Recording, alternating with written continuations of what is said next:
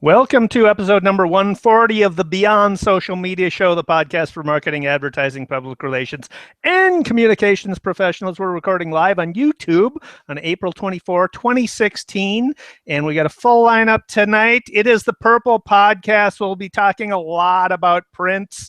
We've got a KFC provoking online outrage, Perpetual PopUps, Rainbow Food, MTV podcasts, suicide prevention by crowdsourcing.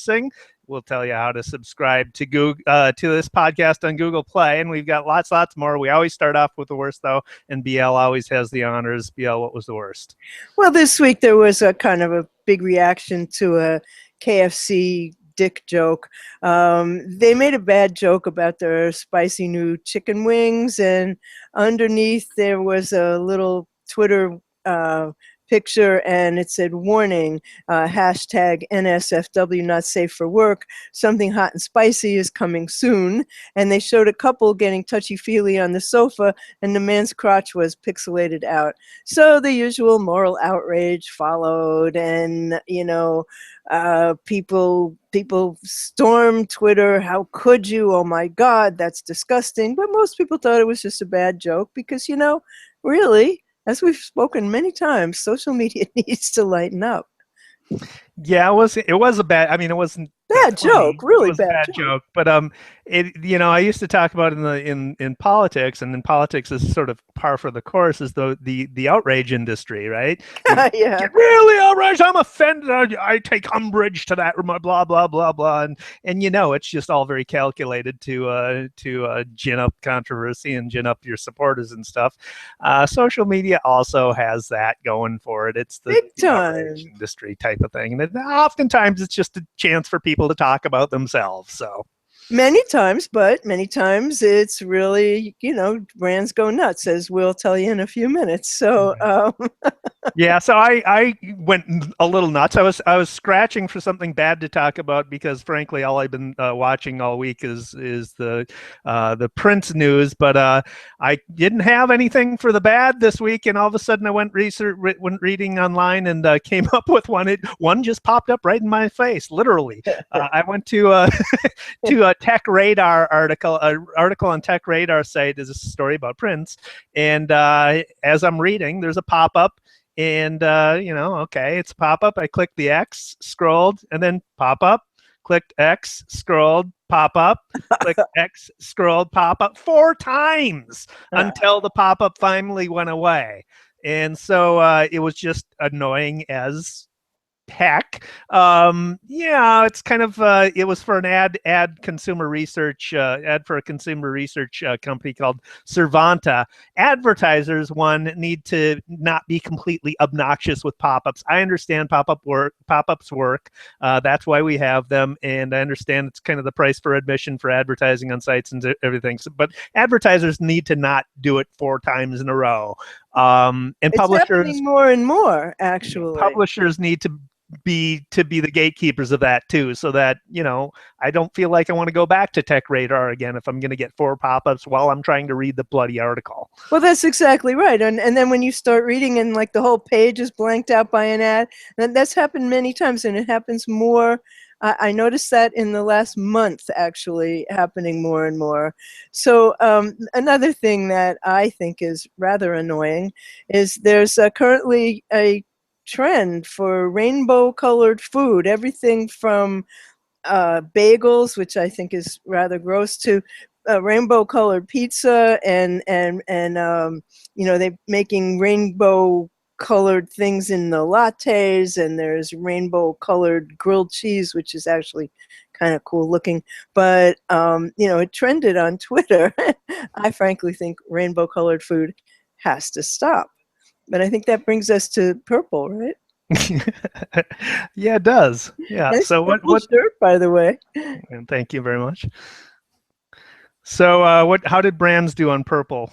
Terrible. I mean, brands should have shut up for 24 hours, but of course they couldn't. So these brands that really were over the top were Cheerios. They had a picture of Cheerios and the I was dotted with it was purple.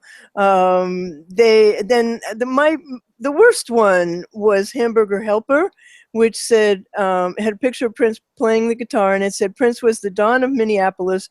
Respect to the home team. A glove can only take so much sadness. The glove being the Hamburger Helper symbol, and both Cheerios and they deleted it. And I'm sorry, I got the Cheerios one wrong. It said rest in peace, and over the on a purple background, and over the eye was a little Cheerio. And then probably the cheesiest one, Trades Y or Tradesy, I don't know how you pronounce it, but they decided to promote their purple crap. So they had a purple pocketbook. It said, rest in peace to the real one. And then this was like a fake leather pocketbook. And then Lenovo, this was heinous in my opinion. They compared their corporate values to Prince.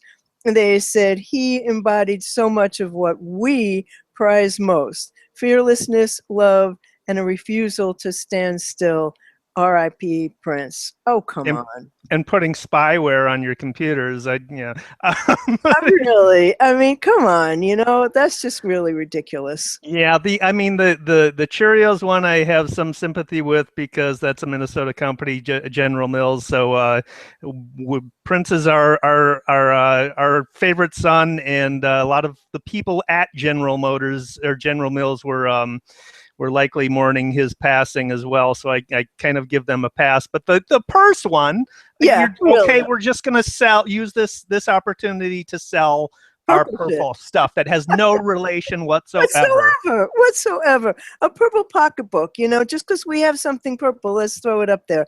Boo! No, yeah. So one brand that got it right is Chevrolet. So Chevrolet had put in a full page print ad. This is from an Adweek article by Tim Nudd. A full page print ad in the New York Times and the Star Tribune is a tall sort of skyscraper ad, all black, except the phrase "baby, that was much too fast," and just below that, 1958 to 2016 centered, and then at the very bottom of the ad, a profile from behind of a classic red Corvette.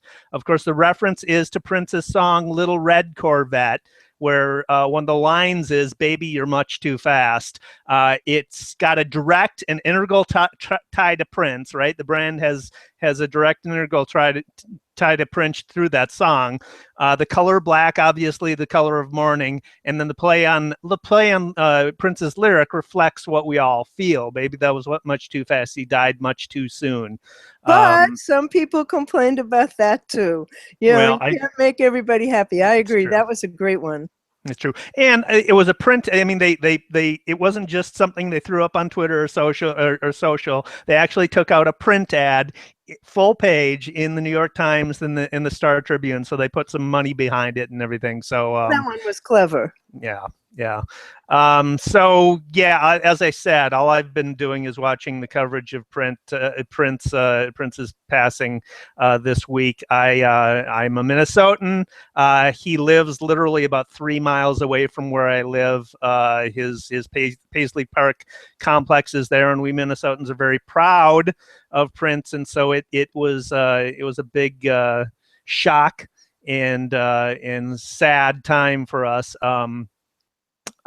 It gives you a time to reflect. I thought about Prince. I wrote a blog post about Prince on our agency blog, and was thinking about what made. I mean, he was a creative genius, and I was thinking about we in the creative arts, what makes what we think a lot about creativity and what goes into it. And I think, with that, it got me thinking about Prince and how he was how he became such a creative genius. One, he was born into a family of musicians, so he was immersed in music literally from when he was born. Raised by musicians, he came from a broken home, kind of. So music clearly was an escape for him. So he thought about it all the time. He had was known for these marathon rehearsals. He'd rehearse for hours, and then when his bandmates would take a break, he'd be practicing. So he completely immersed himself in music. He'd do gigs after concerts. He'd go on tour, do concerts, and then find a club and do a gig for afterwards, 3-hour gig afterwards. So he's just playing all the time. When you do that, he had his own studio built at Paisley Park. When you do that, you build up muscle memory as a musician, right? So your fingers know what to do. But at the same time, your mind, your brain, rewires itself to be thinking about that all the time. So it makes it easier for you to be creative if all you're doing is thinking about it. And then he's got an obsessive curiosity. So obviously, if you're thinking about it all the time, you've got to be obsessive about it. He mastered, on his first album, he was credited with playing 27 instruments. He mastered the guitar. He's a virtuoso guitarist, but he also mastered a bunch of different instruments. He mastered a bunch of different genres. So that's obsessive curiosity, completely mastering all those different things.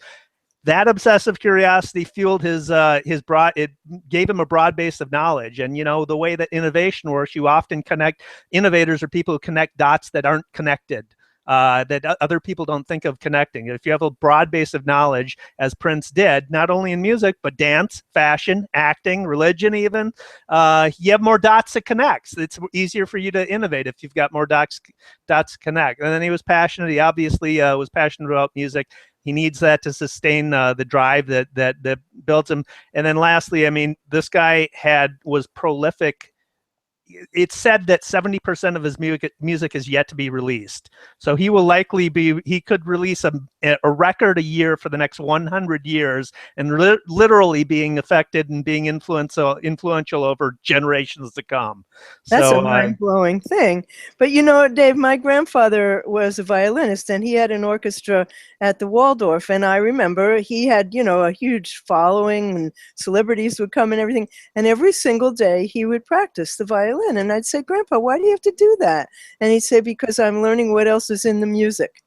I remember that, because I said, you already know the songs. What are you doing? And he said, you learn more about them every time you play them, at which because you wonder, don't you get bored playing Purple Rain? Don't you get bored, doing your hit songs? And a lot of performers say they do. But somebody like Prince and my grandpa, every time they played them, they'd find something new to add to them, which is, I think, the coolest thing of all. And rearranging them and playing in different styles and everything. And Prince's version of All Along the Watchtower, written by a Minnesotan, Bob Dylan, played by one of the best guitarists ever, covered it, Jimi Hendrix. And he does a version of it, and it's better than Jimi Hendrix's version. It's and far different too. So they just, make it their own. Snapchat and Google had some pretty good Prince-related Google did a great things. job. Yeah. Google did a Google Doodle. This is from the Tech Radar article I was reading that had the pop-ups by Parker Wilhelm. So Google went purple with rain falling over the Google Doodle. And if you clicked on it, it led to Prince's catalog on YouTube. Snapchat released a filter for users to overlay on their photos with purple rain going over the photos. So. And there's going to be a Purple Rain cover on the New Yorker tomorrow. And so they released that. There are some really wonderful ways that brands can salute, but not the ways they did it. That's for sure. That's right. So I was struck too by so purple for Prince trended on Twitter on Thursday or Friday, I think. 11,700 tweets at the time I checked, and it was a bunch of photos of places in public that were bathed in purple light. And so our 35W bridge that spans the Twin Cities was colored in purple light in honor of Prince. Michelle Obama was wearing a purple dress. She was captured on that. Niagara Falls was bathed in purple light. The Eiffel Tower was bathed in purple light. Los Angeles City Hall was so all across the world. He clearly touched a lot of people because there were places everywhere that were there was a TV station, WRDW TV, used Purple Rain for their weather maps in their podcast, in their broadcast. Well, we have a Prince Street station on the N and the R train in New York, and somebody put a purple P and then his symbol up there. But I think that possibly one of the best online references was one that I didn't see till this morning, but it said they should put Prince on the $20 bill and call it the 1999, and then say it's the bill formerly known as 20. Yes. I love that. And somebody bothered to Photoshop him onto a to a $20 bill, which I thought was really very cool. So that brings me to better news. Yes. Yes. Sorry, I took it past the podcast. This was one that I thought was quite delightful. This is Juiced TV, and it's a TV station that has weekly shows made by kids in the hospital, for kids in the hospital. And the whole idea behind it is giving sick kids back their childhood. So every week they do a 25 to 30-minute kids TV show at the Lady Cliento Children's Hospital in Brisbane, Australia, And patients and their siblings are the stars of the show. They host, they interview, they're great at it also. And they help produce the content, and it's extraordinary content. And they filmed over 800 sick kids and their siblings. They facilitated 30 days of entertainment at the hospital, and then they provide patient experiences outside of the hospital.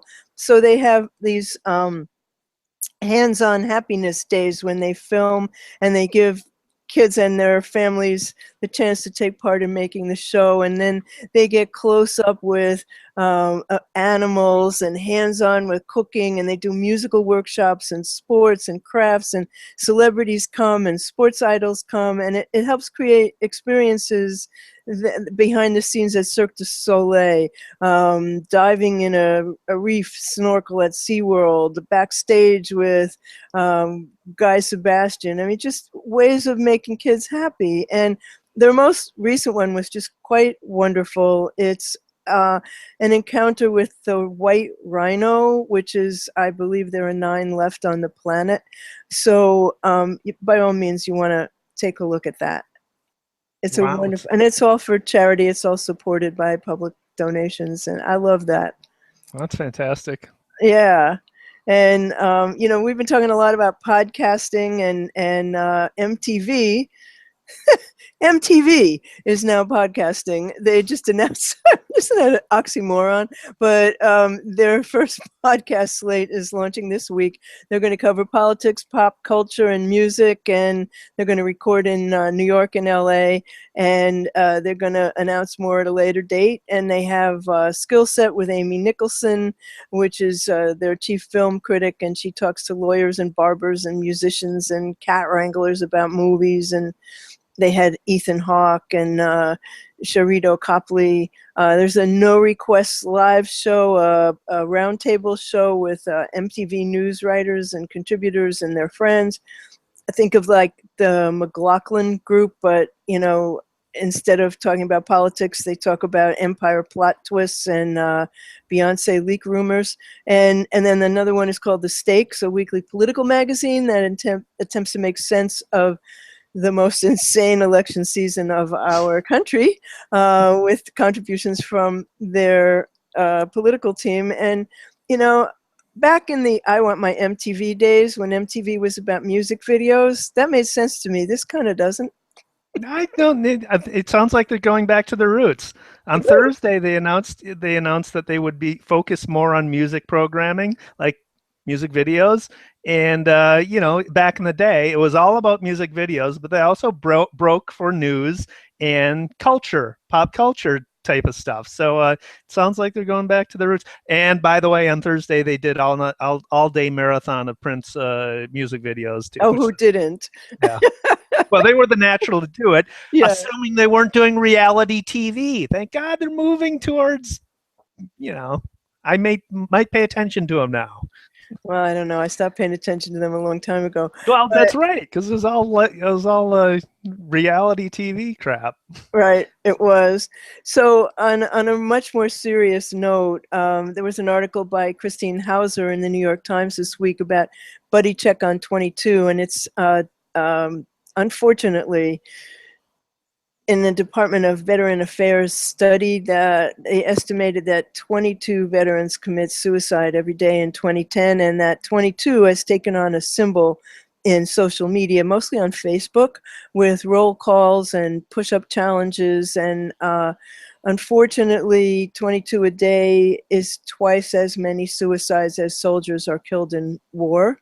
And in interviews, veterans told her that they turned to social media for support because their units are, it was when they were fighting together, they were together all the time, and all of a sudden they're out on their own. And this is a lifeline that's just a keystroke away, because one of the veterans said, we've all tasted the same dust. So they set up Facebook pages that are tributes to fallen comrades, but more importantly, to get people together. And so they do the 22 push-ups challenge, and the veterans and their families post videos of themselves doing push-ups and then tag somebody. And one that was particularly poignant was the father of a Marine who was killed in Afghanistan. His son was 25 years old, and he hanged himself. And he took the 22 push-up challenge, even though he was not supposed to ever do push-ups again after he had had shoulder surgery. And he did it, and it was visibly clear that he was hurting doing it. But at the end, he's all out of breath, and he says, please, I don't want this to be you. And one of the veterans from Iraq and Afghanistan started Buddy Check 22 Facebook group. His name is Zachary Ziegel. And he saw a Buddy Check 25 campaign on TV, and he decided to, he saw that one was for breast cancer. He decided to start one for veterans, and within a couple of months, he had 5 million participants. But one of the really important things that happened on his site was that in the group, somebody said, somebody dropped in a screenshot of a suicidal veteran, and somebody else said, let's find this guy. And the man had already said goodbye, and he was about to kill himself. And the word spread, and they tracked him down, and they saved his life. That's amazing. That's, back when social media first started becoming popular, there was the hue and outcry of social media being isolating, that everybody's just behind the screen, and nobody's paying real attention to, and nobody talks to anybody. Right. But there's research that shows that actually people with strong social connections, social media connections, have stronger actual physical social networks, where they have more opportunities to come in contact with other people and go out and do things, because they hear more because of what goes on in social media. But this is a great example of providing support networks that are dearly needed. So good. Well, and these are people all over the world who are not able to have that close physical contact anymore, but they've found a way to get together, and saving lives it doesn't get more important than that. Right, really. Right. Yeah. So this is Facebook related, not nearly as consequential, but it will be consequential for some people in a different way. Facebook is changing their newsfeed algorithms again. This is from a TechCrunch article by Hajay Jan Kamps, I think is how you pronounce his name.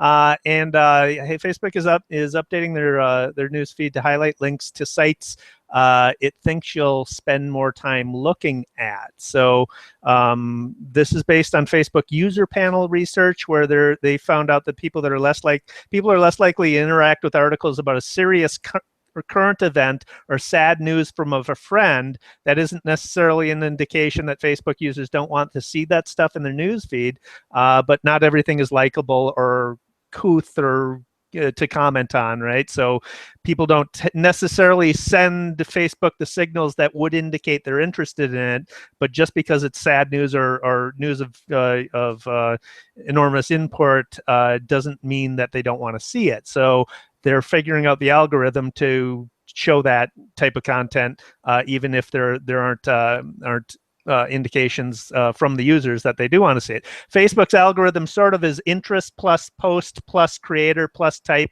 plus recency equals visibility. So if you think about that, interest is those typical things that you would think of that show interest from a Facebook user, but like likes and comments and shares and everything. But Facebook is also now taking into account time on page for something you've clicked on, or watch time for a video that you've clicked on. And if you think about how Facebook has now their pixel that you can embed on your site to retarget people through Facebook advertising, they've got indications off of Facebook to determine how long people are spending on content on a web page that they've clicked on from Facebook, right? So they can get those metrics now. They'll also consider the post performance among other users. They'll consider the creator of the post. So they're the creator of the post, the performance of past posts by that content creator among other users, the type of post the user prefers, and how recent the post is. So those are some of the things that go into the Facebook's algorithm. Facebook is also promoting a diversity of pages in your news feed because it found that people got sort of annoyed when they saw a bunch of posts by a single publisher clogging their feed, even if they like that publisher.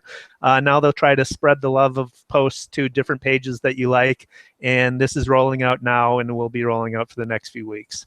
Well, yeah, the thing of it is that there's also indications that people are sharing less personal information on Facebook, that it's become less of a social network. It's become so much more of a pay-per-play kind of a network. And, you know, it's curious to see where it's going and where the social interaction is really going to take place, because it doesn't appear to me that it's going to continue on Facebook. But, you know, we were talking about this after the show last week. They own the world. We just live in it, you know, and they have the numbers. But, you know, what are people doing there? Is this now becoming a brand platform? I mean, how much of your time are you spending socially on Facebook anymore? I'm spending It's definitely a brand platform, because yeah.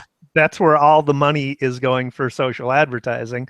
But I think people do spend a lot of time on Facebook. They may not be sharing as much personal stuff, but they're sharing articles and they're sharing all kinds of stuff that they come across on Facebook. So I think people are still spending a lot of time. I don't see it ending. Well, I wonder. But another thing that I came across this week that I thought was fun was an out-of-home thing, a digital billboard that in Hungary, and it was an interactive ad campaign. They wanted to get younger people to go to hear the Budapest Festival Orchestra. So they made these interactive billboards. I just love those, where when you went by, you were able to use your smartphone as a baton in front of the posters, and it showed a video of the orchestra playing, and the music tempo reacted to the speed that you used your phone with. That's very cool. They also offered a way to get a discount on tickets to the Budapest Festival Orchestra, and so far they launched it last week, and they had it in several sites, and there were 600 ticket spots so far in each of the sites where they launched it. So, you know, very cool, and a new way to introduce people to new music. And, you know, I just, the interactive billboard thing, remember the one a couple of weeks ago, what was that? The snot spokesperson? Snotsman? I didn't like that one, but I do like this one. That's very cool. That's very nice metrics too. Yeah, really good one. So I believe that brings us to shiny stuff, right? It does, yes, indeed. I came across Pixabay, which is more than 620,000 high-quality, royalty-free images, videos, and vectors. You don't usually find vectors in these sites that you can download, you can modify them, and you can use them. And all of them are free, and they really are. There's quite good quality among them. So it's Pixabay.com. That's fantastic. I'll definitely use that. Yeah. I came across one. This is a pretty cool tool, Smart Mockups. Smart Mockups is a site you can use to insert your website or your brand onto devices that people use them. So this is typically for websites or apps that people want to promote. But you can insert your brand onto a smartwatch, onto a smartphone, a tablet, a laptop, a desktop computer within a photo showing it actually being used. So they've got they've got image photos. They're actually royalty-free photos, and a picture of somebody's arm with a smartwatch on it, and you can put your the image of your app or your smartwatch app right on that smartwatch. So it seamlessly looks like same thing with a smartphone and a tablet or a desktop computer or whatever. Photography, as I said, is royalty-free. It's free to use. The photography, I thought I saw a couple of photos that were from depth to stock photos images, so that might be where they're getting some of that stuff. But very cool, very easy to use. Try it out if you've got, especially if you got an app to promote. Well, that sounds like fun. So we have some stuff to promote. Tomorrow at noon Eastern time, I'm going to be a guest on Shel Holtz's podcast for immediate release, and I'm looking forward to that. And we'll put a link in the show notes, and there's a new place where you can find us too. That's right. Well, BL's hit the big time for immediate release. Is a big deal. They've been around forever. You can subscribe. Yes, we're in Google Play now. So Google Play launched with podcasts, and we're in there. And you can subscribe easily if you want to subscribe via Google Play by going to beyondsocialmediashow.com/play. That'll redirect you to our page on Google Play, and you can subscribe from there. And it really just launched on Monday, so we're among the first business podcasts there. We're pretty excited about that. So that's right. And subscribe. On the 25th, we should note, Google promises to give podcast producers stats. Yeah, because right now I'm very anxious to see what those will look like, because they are the king of analytics. So if they can give us much better analytics than anybody else does, it would be a vast improvement. So we'll see. It takes us to the daily numbers, and we've got millennials and political ads. Millennials are the generation most influenced by political ads. So this goes breakdown of millennials 18 to 34, Gen Xers 35 to 50, and baby boomers 51 to 69. Political ad formats that are effective in influencing the voting behavior of U.S. internet users. TV ads. 38% of millennials are influenced by that versus 19% of baby boomers and 25% of Gen Xers. Across the board, social media ads, online video ads, print newspaper ads, radio ads, outdoor, online banner ads, email marketing. Across the board, millennials are more influenced by political ads than the previous two generations. Email marketing, 20% of millennials are influenced by email marketing for politics. 7% of Gen Xers and 6% of baby boomers are. I think that has something to do with the fact that we've had more years on this earth to see just how manipulative and untruthful political advertising is, and they haven't had as much experience with it. That's my take on that. It's hideous, I mean, in Canada, and they have no political advertising, and I really wish that we could banish it here, because it's nothing but negative, it's just lies. It's just lying, 30 seconds full of lies. Yeah, I mean, it's just seriously horrible. And and it's coming up, and honestly I dread it, and I think like there's just going to be so much more cord cutting going on once this season of political ads starts. It's already nasty. How much nastier do we need to get? Yuck. Yeah. But anyway, well, this is the year when all bets are off. I mean, nobody knows what's going to happen. It's a crazy year.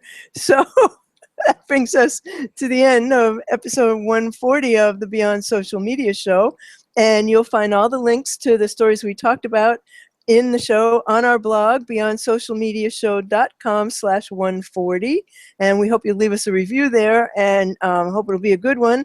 And that you would find at beyondsocialmediashow.com/love. And you'll find David Erickson on Twitter as @DErickson. He blogs at eStrategyBlog.com and CreativePR.com's blog. And both of those are blogs and newsletters that you really ought to take a look at, because they're really quite comprehensive, and I don't miss an issue. I think they're both terrific. I am BL Ochman. I am at What's Next on Twitter. I blog at what'snextblog.com, at maximum-plus.com. I create video interviews and live streamed events. And the show is at beyondsocialmediashow.com. And we are on Twitter as at BS Media. We are on YouTube, of course. We are on a newsletter is beyondsocialmediashow.com/newsletter. And when you subscribe to that, you will get the big book of shiny objects, which covers the best of the new apps and shiny objects that we've covered on the show and that we think you would really enjoy using. So take a look at all of those. We'll have them in the show notes, beyondsocialmediashow.com/140. And we will timestamp the video on YouTube, and you'll be able to jump directly to any segment that interests you by clicking on the time. And we're on Google Play, we're on iTunes, and we're on Stitcher. So we hope you'll follow us and not miss an issue. And we will be back next week, same time, same station. Thanks for watching.